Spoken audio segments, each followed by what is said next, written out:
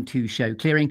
This is the second time that I've been enjoying a bit of a glow up in terms of the broadcasting capability of the Good Listening To show, Stories of Distinction and Genius. I'm broadcasting live from Bristol, from Future Leap Studios, and it's my great pleasure and privilege to welcome Pete Starr to the show. Pete runs Chilli Group, and also, very excitingly, wayvie, which we're going to talk about, is part of that lovely, entourage or cluster of companies that are very well switched on to sort of save the planet, which we'll talk about shortly.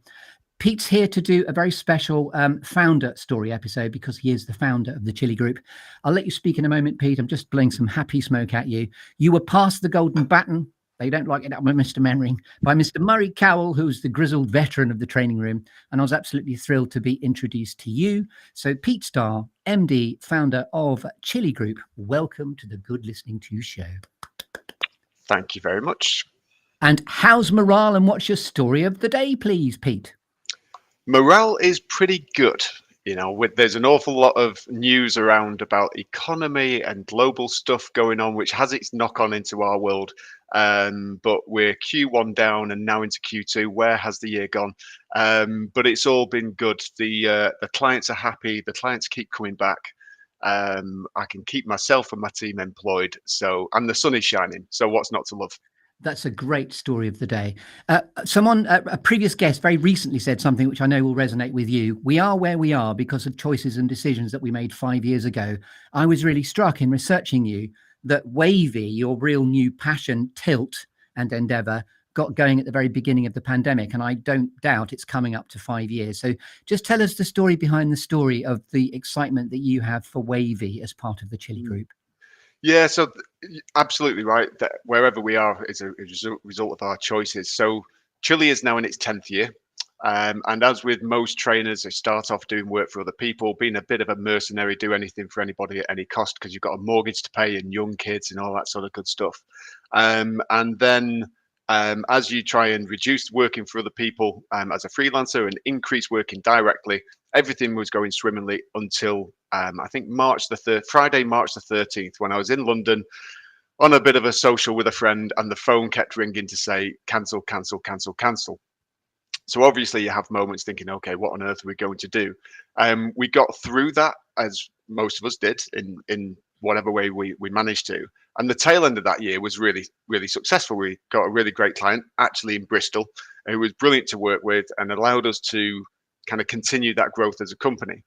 And I felt a little bit awkward about when getting lots of money and then starting to feel like I had a business, and I still don't necessarily feel like I've got a business. It sparked the thought of, okay, what can we do now in a proper business way? And part of that was about giving something back. And I've always preferred trees than people, even though I work in the world of people. And the environment has been something that's kind of, I'm not a swampy. I'm not going to glue myself to the road or.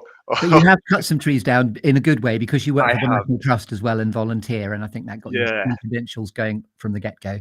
I think that was a real learning for me, that period, that sometimes you do have to kind of chop things back to allow other things to grow. Yes. And the thought of what shall I put back was about the environment. And so we started off on the journey, and I put out a message on LinkedIn saying, hey, does anybody know how I can do something good regarding the environment and give back as a business? And back then, this was kind of tail end of 2020, hardly anything was there. You've slightly factored in. Not your fault. It's the internet. So we wanted to put them. Are we good? Yes, my editor Dan will know exactly what to do at this point. So don't panic, Mr. Mannering, if we go slightly awry at this point. I think you're back now. Yeah, I hope so. It could be a problem at my end. We just don't know. I'm in our office is Parish Council office, very twee, beautiful old Victorian building, slightly debatable Wi-Fi at times. So yeah. I like that. That's a very kind way to say it. Slightly, shall we say, debatable Wi-Fi. You'll be arguing for good Wi-Fi, and the council will be arguing against, obviously.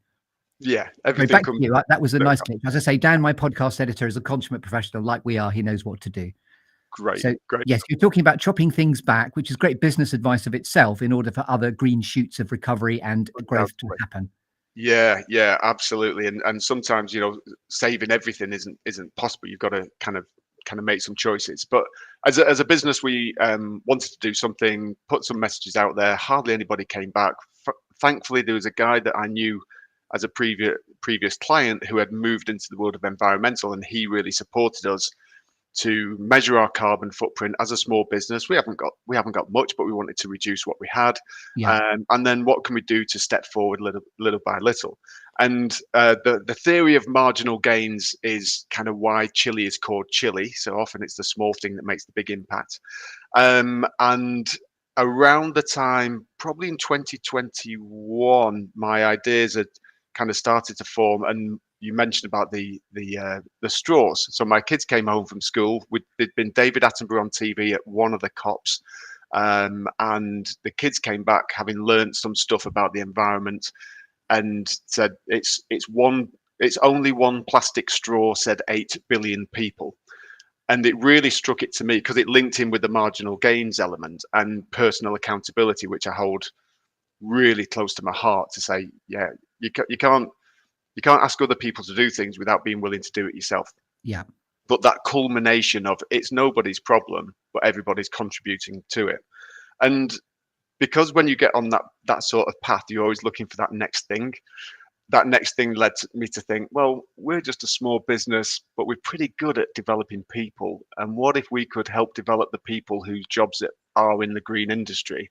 Maybe we can have a ripple effect that says, if we help the helpers or help the change makers or whatever we want to call it, then we can do our bit to help them do their bit, which will accelerate the race to net zero or save the planet. And my assumption there is wavy is this idea of the marginal gain and the sort of wave of impact, a bit like the chaos theory, a butterfly flapping its wings Absolutely. here, tidal Yeah, wave of impact on the other side of the planet.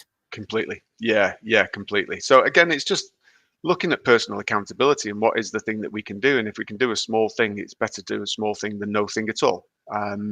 And then we set up a new company, and it's like having a second child. It's a great idea at the time, but then you're left with sleepless nights and an empty bank balance, and lots of dirty nappies to I tidy up. also wanted to say to you, I really enjoyed researching you. When you talked about the kids having come home, you said one of my children came home from school. I can't remember which triggered a sort of comedy notion for me that maybe you should do a register when your kids come back from school. Hopefully one's not still stuck there now. See what I'm doing there. But it was for the love of sloths. Your kids love sloths, and they'd been tuning into the environmental stuff. And of course, Planet Earth, and as you said, one of the COPs where David Attenborough is, one of the most precious resources on the planet to help with conservation. So I love the fact that it's come from your children because they are the future, but now you're doing something that's making a difference by you're dedicating to developing the people skills within the green sector to accelerate positive impact on the planet, which is just such a lovely endeavor. And from the get-go, I liked your company name Chilli because I love chili. And in fact, one of my sort of affectionate names in the family is Spice because I love chili food. So and you warming up and heating up the world of training and development is a very exciting endeavor. Mm-hmm. Yeah. We try and do our best with it, and the clients seem to like it, and that's great. So we'll keep doing our thing. Wonderful. So it's my great delight and pleasure to be able to curate you through now the storytelling structure of the Good Listening To show. There's going to be a clearing a tree, a lovely juicy storytelling exercise called 5, 4, 3, 2, 1. There's going to be some alchemy, some gold, a couple of random squirrels, which is borrowed from the film Squirrels. And then there'll be a quirky or unusual fact about you that we couldn't possibly find out until you tell us. There's going to be some alchemy, some gold, as I say, a couple of random squirrels, a cheeky bit of Shakespeare, and a cake. So it's all to play for. So if you've not seen the show before, where have you been? But Pete's going to be curated through this. And this is the show in which I invite movers, makers, shakers, mavericks, influencers, and also personal heroes into the energetic space he's about to describe, the clearing, which is your serious, happy place. So Pete Starr, MD of Chilli Group, welcome to the show. What is a clearing for you? Where do you go to get clutter-free, inspirational, and able to think? So I have two places, one that I don't get to nearly enough because we live as far from the sea in the UK as is possible to be, almost. But I do like being near water. My regular happy place, either physically or mentally, is just at the bottom end of our garden on a day like today with the sun shining, cup of tea in hand, just sitting and relaxing. I love the localness of that. At the very bottom of my garden, there's a worm at the bottom of the garden, and its name is Wiggly Woo. My daughter is a primary school teacher, and she was singing that just yesterday. So whereabouts is your garden, Pete Starr? Yeah, so it's not a very big garden or a grand garden, just to put some caveats on It's that. not an So arboretum. it's not. So I am a Manchester lad who moved down to a place called Penkridge, which is in South Staffordshire, 20 something years ago. So my happy place is about 50 feet down in the bottom of the garden, just behind a rhododendron bush, and wedged in between that rhododendron bush and us is also a magnolia, which is possibly one of my favorite trees.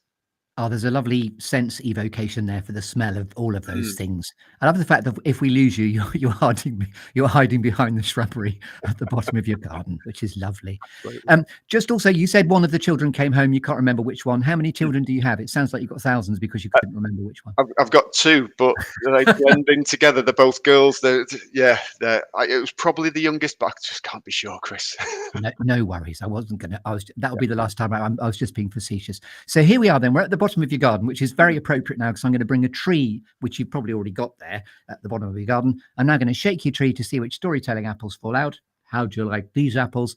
And this is now where you're kind enough to have thought about the 4 things that have shaped you, 3 things that inspire you, 2 things that never fail to grab your attention, and then the quirky or unusual fact. It's not a memory test, but over to you to shake the canopy of your tree as you see fit. Thank you very much. I think it's such an interesting thing to start thinking about when you kind of pose these, because often I'm more of an in the present and in the future person than in the past. So when I think about what sorts of things have shaped me over the course of the last few days of thinking about it, different things have popped into my head. So what pops into my head now? I think we're all shaped by our childhood for better or for worse. And I grew up in the 1970s. I had 2 older brothers. To say that we were conservative with a small c and big C household is probably fair. We lived on a council estate called Wythenshawe, which also kind of shapes you in a certain way. And in those days, I probably didn't necessarily know where my place was, and I had quite a conforming. The other C that I'm going to add in, I was brought up as a Catholic, so that's a Wow. heady combination. you either become a priest or you become an entrepreneur. There's no in between with that sort of background. Yeah. And I think that I was always the quiet one, the introvert in our house, and I kind of observed. I never liked disruption. My eldest brother and my dad used to spark off as alpha males do, and I always wanted harmony. So from a very early age, I was the person who was not saying much but sussing everything out. And I often say I learned how to be somebody based on not doing what my other brothers did. It wasn't that I was following the role model; I was following what they weren't, almost. So But you're the antithesis to your family. I'm the black sheep. But very different family makeup, and I think that shaped me. But that conforming element, my dad. This will become therapeutic now, Chris. My dad used to wear a shirt and tie on holiday on the beach. So we come from that type of environment. It wasn't every day, but That's it was. very relatable. My own dad was the same. Yeah, yeah. It's thinking back again. It is such a long time ago, obviously, but Yeah. that was how it was. So I grew up in a place where conformity, don't talk about stuff, sweep things under the carpet, just get your head down and carry on, do well at school, da da da da da. Then I remember my dad saying when I was 18, going to university wasn't necessarily a thing, and I'd fallen out of love with education at that point. Or what job would you want to do for the rest of your life? I thought, there's no job I want to do for the rest of my life. My goodness, that just scares the hell out of me. And Yes.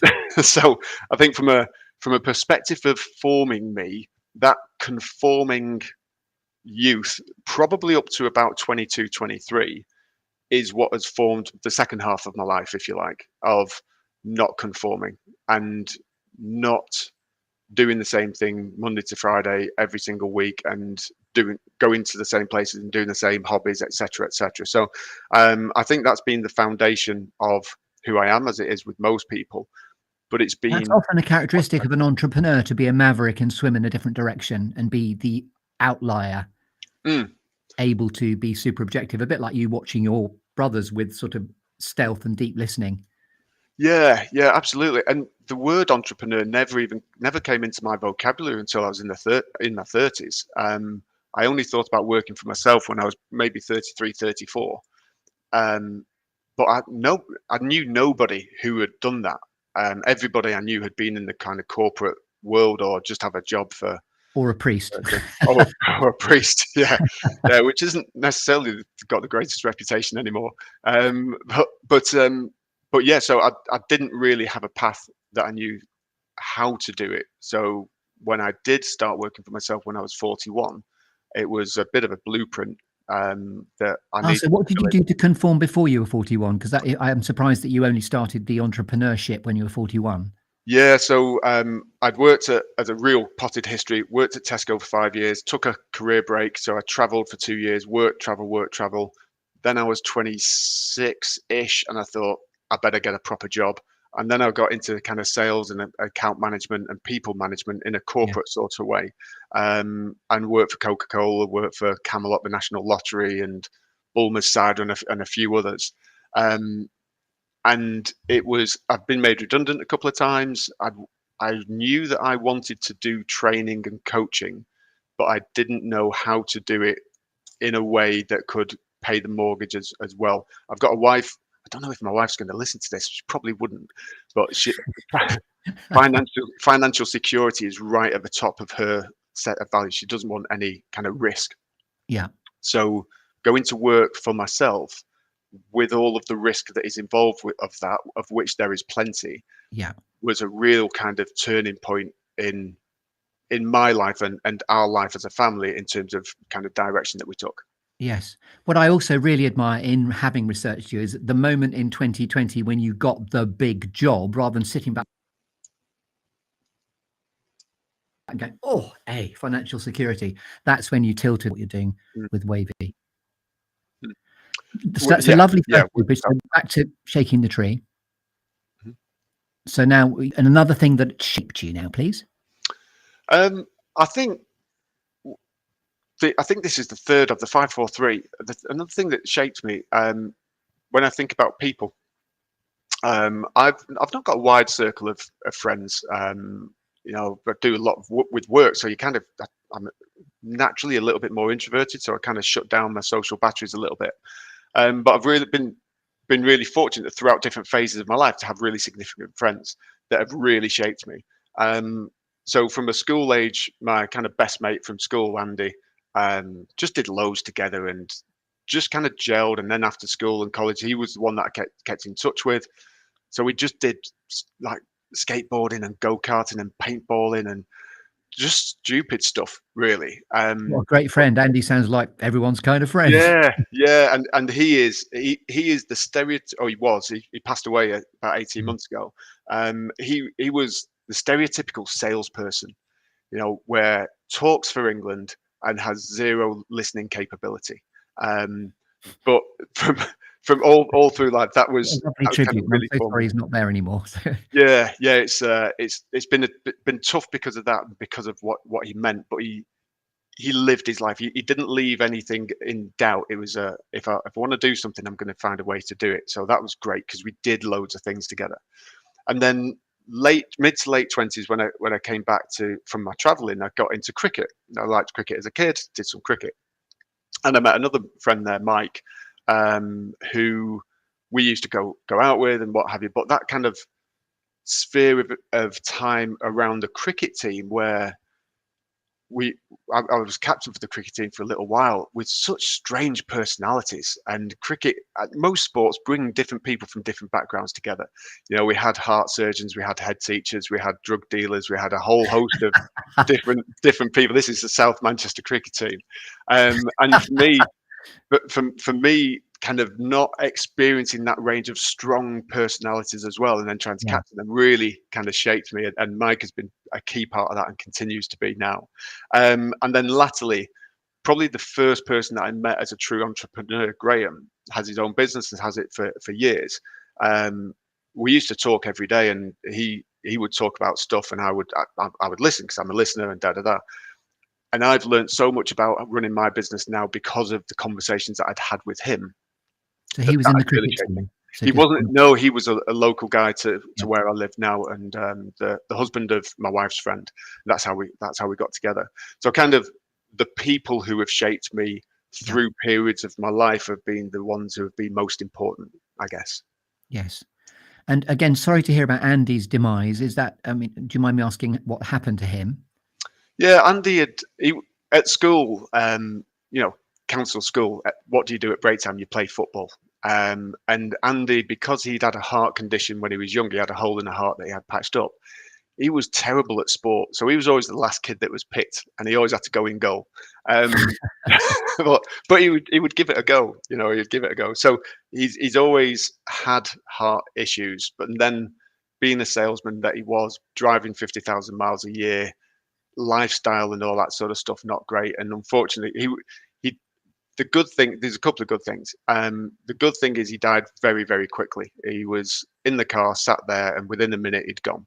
So for him, it was almost kind of, I'm here, I'm not here. So And that's with your Wi-Fi nice. again, you've just done a tiny bit of snagging. Sorry, the Wi-Fi, the parish council's interfering with your Wi-Fi again. Bloody So sorry. That's And all right.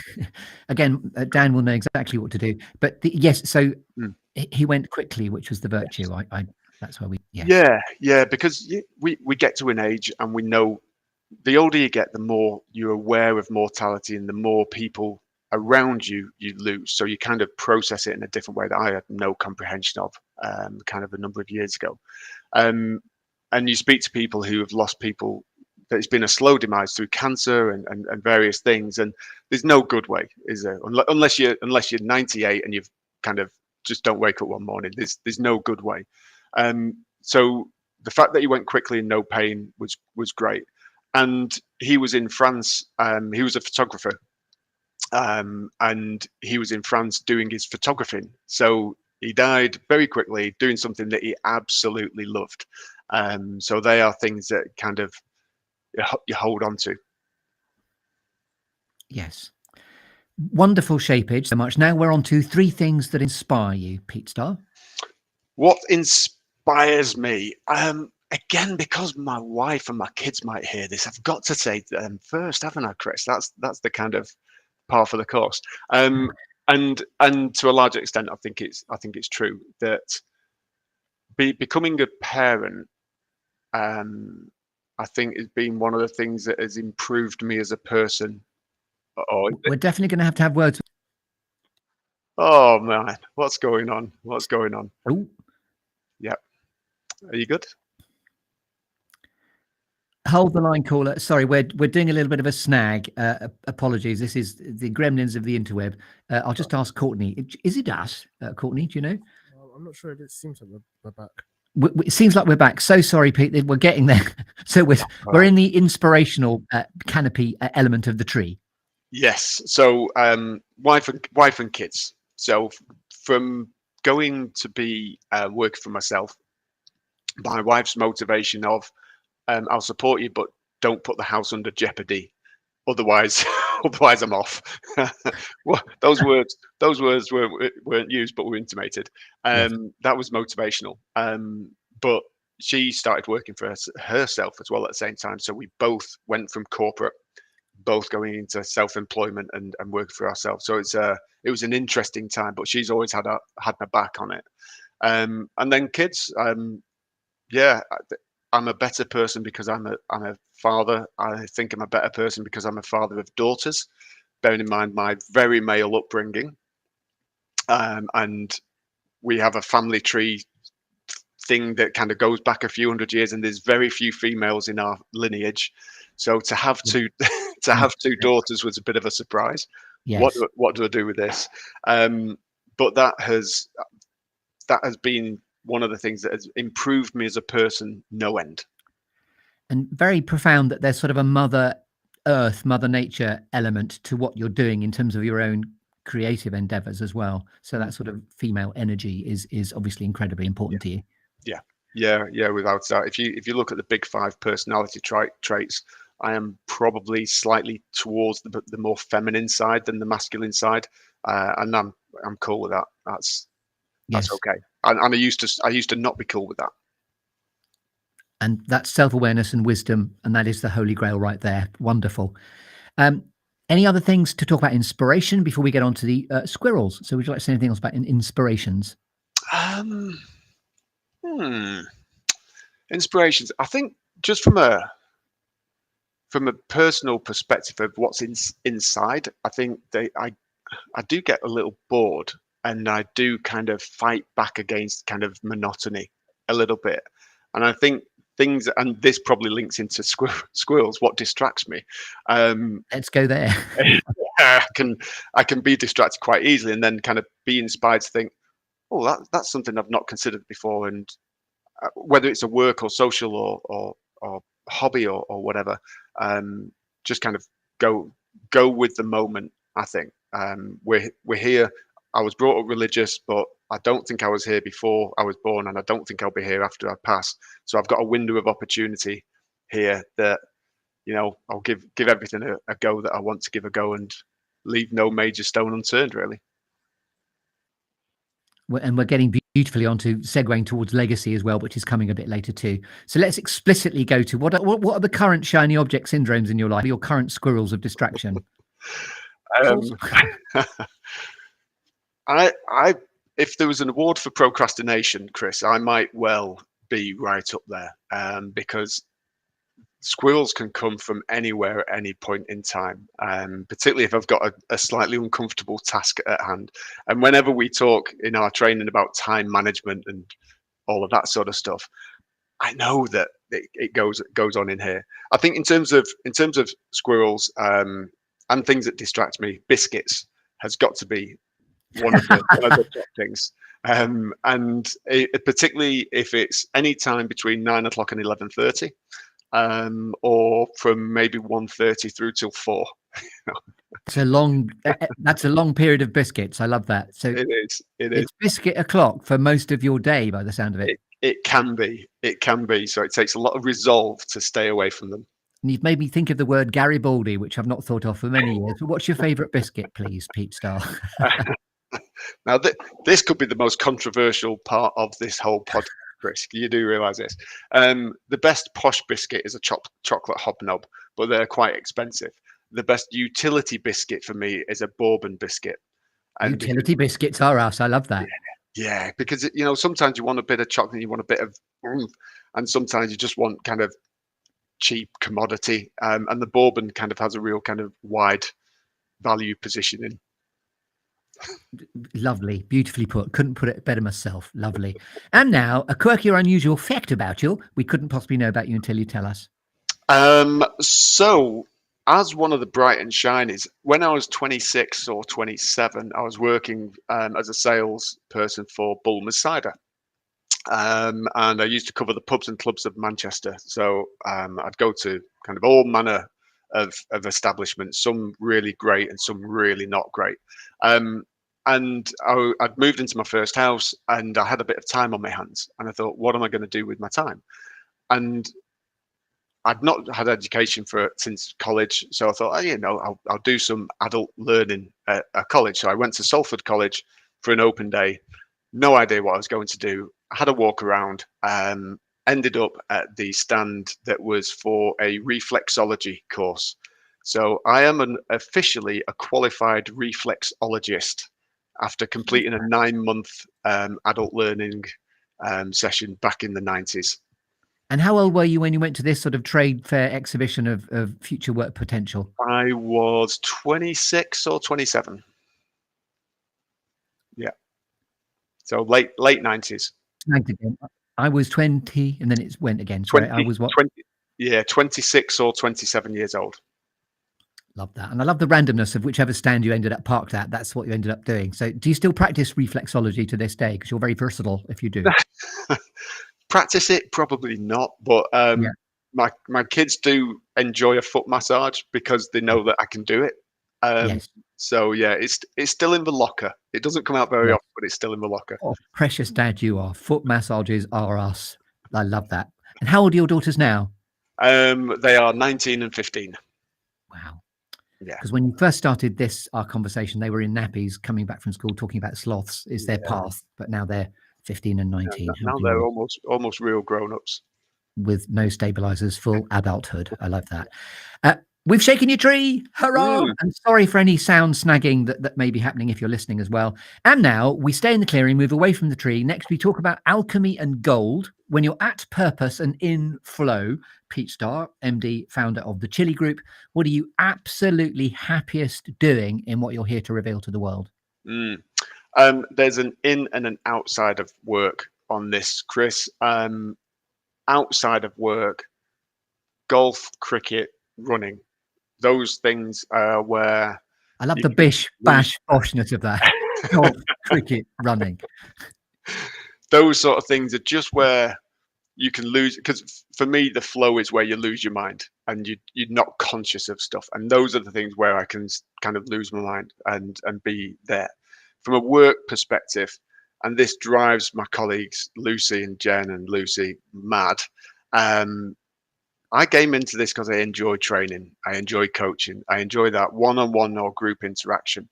And when you run a business, as you want to grow the business, you have to do less of the doing, but it's the doing that I love. And when I'm in those places, I lose everything else and I can shut off and just think about the people that are in the room. And that's why at the end of the day, you're exhausted. At the end of the day, you open your emails, you've got 50 emails and but you don't care because I've been doing the thing that I feel that I'm probably best at from a work perspective. I love that. You were able to completely lock in because that's what you love the most. Yeah. And you've reminded me of that lovely quote, which is all about you. The best resource a good facilitator can bring into the room is themselves, and just lock in and be there and be 100%. present. So I'm very struck with your ability to be truly present in that regard too. Yeah, absolutely. It's I think you owe it to yourself, you owe it to the delegates, you owe it to the client. Yeah. Because you can have, in my view, you can have brilliant training design and an average trainer, and you'll have an average training experience. Yeah. You can have average training design and a brilliant trainer, and you're more likely to have a brilliant training experience. Yeah. So that person in the room is fundamental to the outcomes that you're looking to get. And I know that at Chilli, even before you got going with the green credentials with wayvie, you lean heavily, you say, into leadership, sales and service teams, where emotional intelligence is especially powerful, is the raison d'etre and the main cut and thrust of Chilli. Yeah. I think emotional intelligence cuts across almost every performance aspect, certainly corporate performance, because it starts, as you well know, about self-awareness and self-management. So if you can't be aware of who you are and your strengths and weaknesses, etc., and manage yourself and manage the things that you do, then you're probably not going to do that well. Well, certainly you're not going to do that well consistently over time. And the tilt and the pivot into wayvie, where you are dedicated to developing people skills within the green sectors. And again, I just want to deliberately reincorporate this to accelerate positive impact on the planet. And I love the fact that that's ingrained in your family's perspective as well.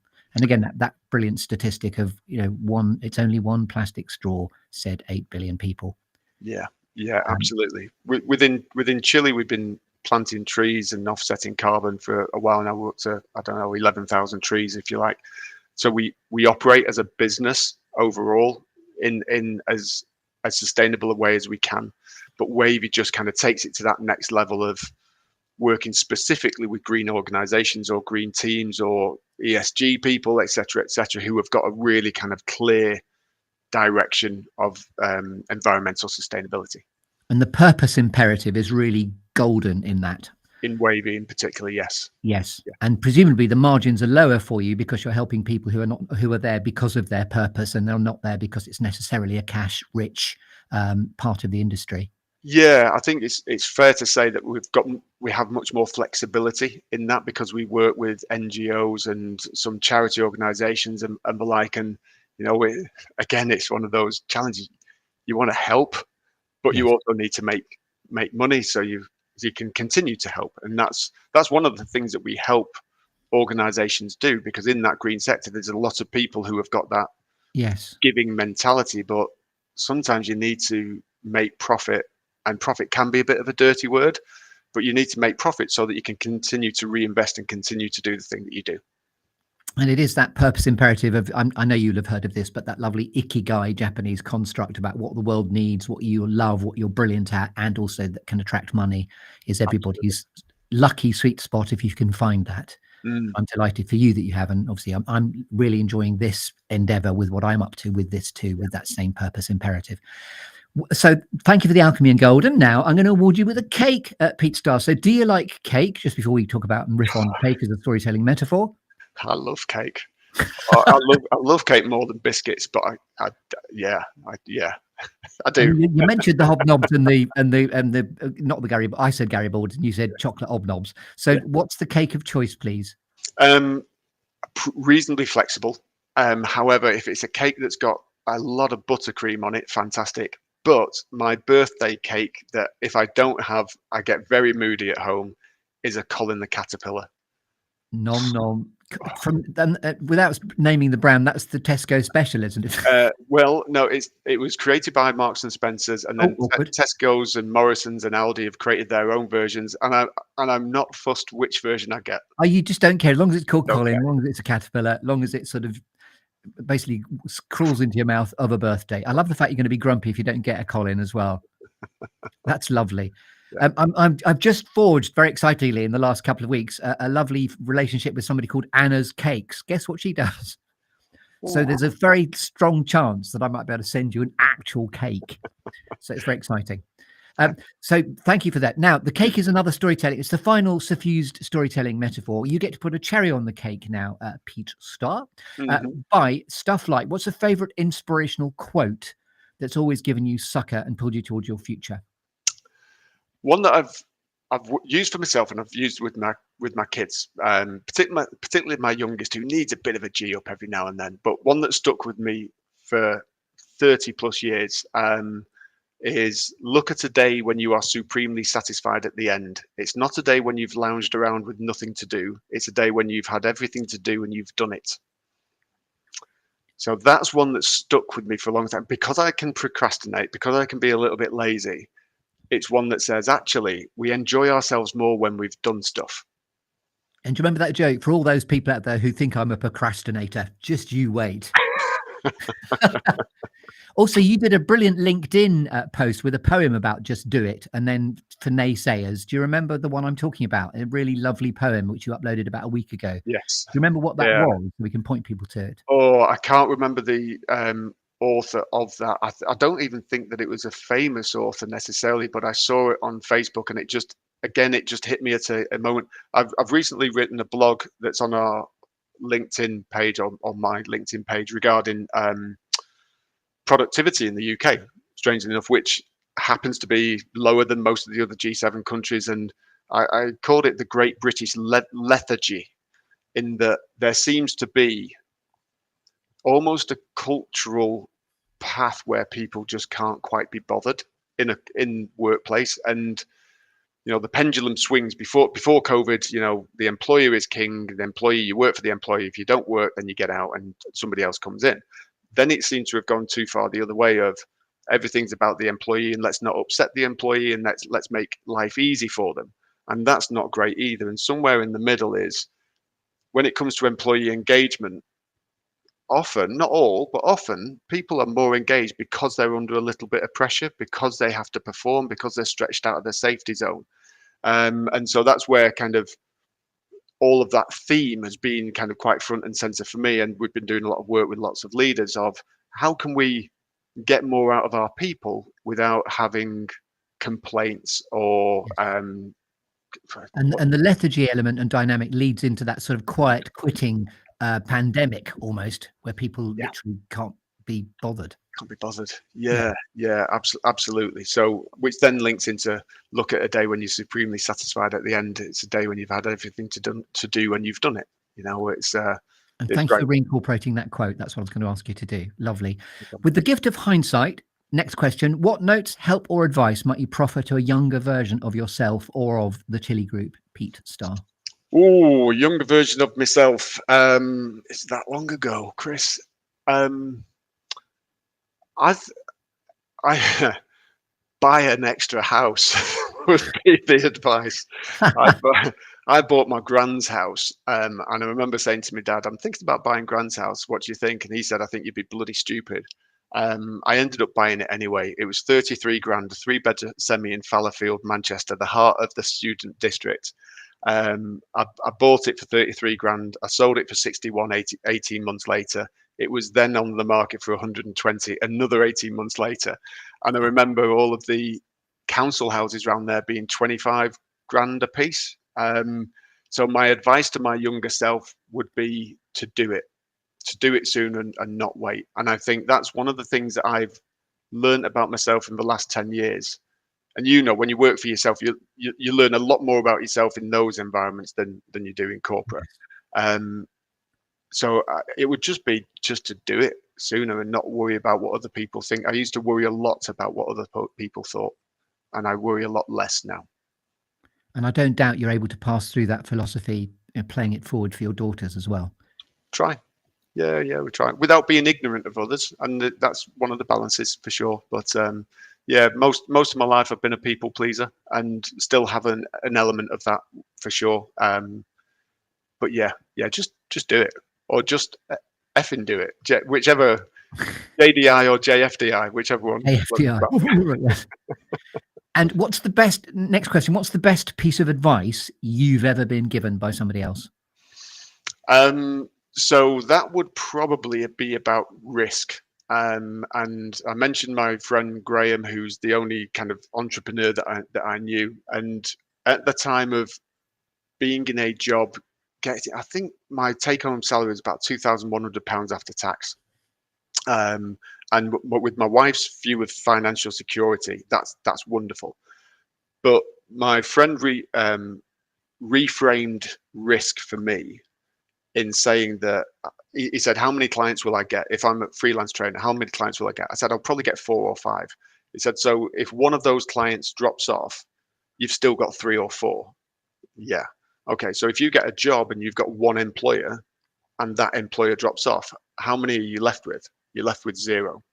And it was a fantastic reframing of risk that took me from corporate, having a job and having a salary and having sick pay and all that sort of stuff, which I do miss, but having all of that is sometimes riskier than working for yourself, because working for yourself, you kind of find a way. Once you're through the first couple of years, you kind of find a way. And you find a freedom implicit in that, even though it's everyone perceives it as a riskier freedom, but actually it's an incredibly liberating, fly by the seat of your pants freedom. Yeah. Which I relate to with a lot of comedy improvisation that I do, which is all about yes and, as opposed to no but to no but to no but. So yes, that reframing is so important. Mm. Wonderful. So now we're ramping up shortly to talk about Shakespeare. This is the actual book that I bought to go to drama school circa 1986 at the Bristol Old Vic Theatre School, which is why it's a well-thumbed, it's not a first folio, but it's my Chris Grimes' first folio of Shakespeare. Just before we get there, though, this is the pass the golden baton moment, please. They don't like it up by Mr. Mannering, but having experienced this from within, who would you most like to pass the golden baton along to in order to keep the golden thread of the storytelling going? Okay, so there is a chap that I've known for a couple of years, but only gotten to know him really well over the last 6 months or so. And he is a young trainer who is capable beyond his years. He's a really interesting guy, really nice guy. And his name is Dan O'Driscoll. So you can probably tell by that he has got Irish heritage. And because of that, he loves a pint of Guinness. But he's a really talented trainer. So it'd be great for you to connect with him and speak with him. Wonderful. And is he part of your Chilli stable in any case? Yeah, he's been doing some great work, really fantastic work for us this year with a couple of really key clients. So it's been great to work with him. Dan O'Driscoll is one of your sort of racehorses within the stable of the Chilli stable. Marvelous. So thank you very much. I'll let you describe him as that. And now then, inspired by Shakespeare, all the world to stage and all the men and women merely players. Now we're going to talk about legacy, Pete Starr, and how, when all is said and done, you would most like to be remembered. This is the most uncomfortable question, because it's uncomfortable. I think that the reality is that in a decades to come, I won't be. I'll be a name on a gravestone. So what will I want to be? What will I want as my legacy is for my kids to take some part of the good stuff out of me and not the bad stuff, and for them to pass it to their kids, and for them to pass it to their kids. And it will get diluted along the way. But if there's an essence of positivity and the legacy of, yeah, I did more stuff than what the average person would have done in my shoes. If that positivity can pass through my kids to my grandkids and my grandkids, then I am very, very happy with that. And you've got the dream surname to go for that, the sort of constellation of Pete once he's gone. That's Yeah, how it was. yeah. So the surname Starr, out of our kind of family and boys and stuff, there's only one lad. So my daughters are both adamant that they want to keep their surname, which I'm really pleased with. But that'll depend on what husbands that they get further down the line. You don't want to exchange it for a Smith. No offense to anyone called Smith, but Starr it's a good name. So they'll have to hyphenate at least. I mean, that'll be a condition of meeting their future partner, I'm sure.